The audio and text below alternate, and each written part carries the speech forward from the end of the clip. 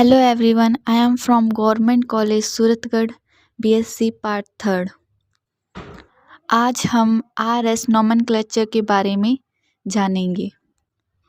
RS nomenclature RS Cahn and C Ingold ने प्रस्तावित किया था।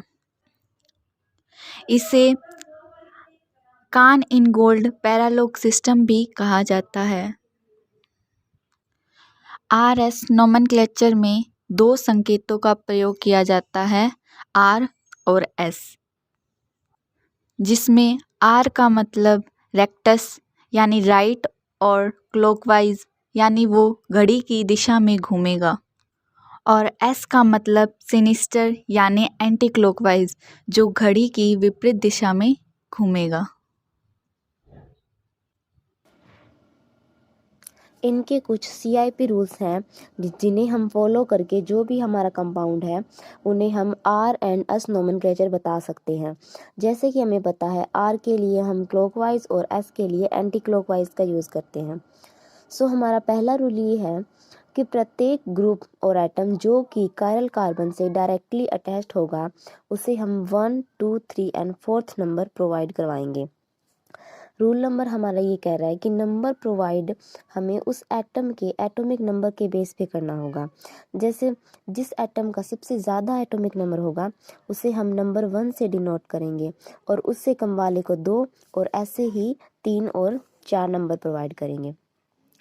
सो रूल नंबर तीसरा हमारा ये कह रहा है कि higher atomic number higher priority. जैसे कि पहले हमने देखा था कि सबसे ज़्यादा एटॉमिक नंबर वाले ग्रुप को नंबर 1 प्रोवाइड करवाते हैं, यानी कि उसे सबसे ज़्यादा प्रायोरिटी देंगे। And rule number last and fourth हमारा ये कह रहा है कि 1, 2, 3 एंड 4th नंबर वाले ग्रुप को हमें हमेशा बॉटम पे रखना होता है। अगर किसी स्ट्रक्चर पे 4th नंबर वाला ग्रुप बॉटम पे नहीं होता तो हमें उस स्ट्रक्चर के हर एक एटम को 180 डिग्री पर रोटेट करना पड़ता है, जिससे कि 4th नंबर वाला ग्रुप बॉटम पे आ जाता है। अब हम RS नोमेनक्लेचर के कुछ एग्जाम्पल देखेंगे। तो हम पहला एग्जाम्पल लैक्टिक एसिड लेंगे। अब CIP रूल्स के हिसाब से सबसे ज़्यादा एटॉमिक नंबर वाले ग्रुप को नंबर 1 और ऐसे ही 2, 3 और 4 नंबर प्रोवाइड करवाएंगे। सबसे पहले हम OH को नंबर 1 प्रोवाइड करेंगे क्योंकि इसका एटॉमिक नंबर इन सबसे ज़्यादा है।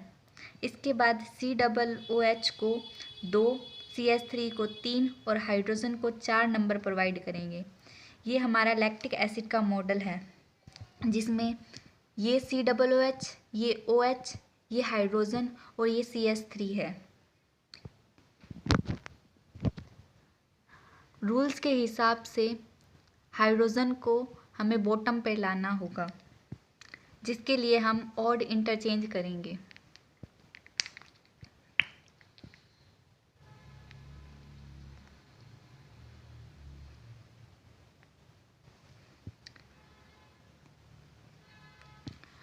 अब हाइड्रोजन बॉटम पे आ गया है।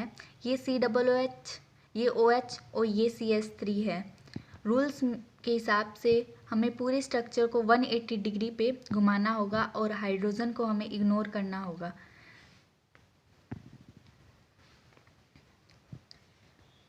अब हमारे स्ट्रक्चर में एटॉमिक नंबर 1 वाला ग्रुप अक्ष पर आ गया है।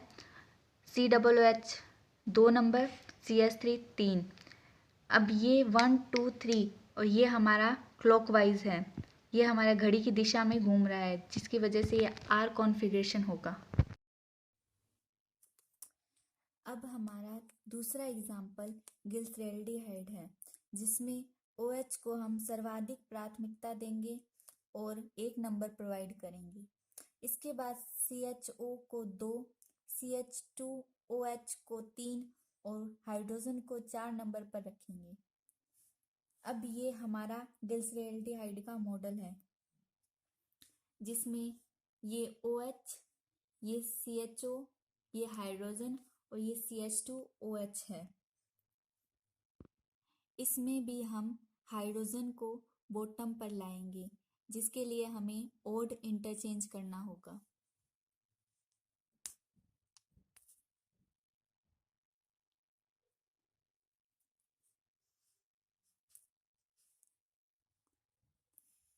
अब हमारा हाइड्रोजन बॉटम पर आ गया है और रूल्स के हिसाब से हमें पूरे स्ट्रक्चर को 180 डिग्री पे घुमाना होगा और हाइड्रोजन को पीछे की तरफ करना होगा, जिससे हम हाइड्रोजन को इग्नोर कर देंगे।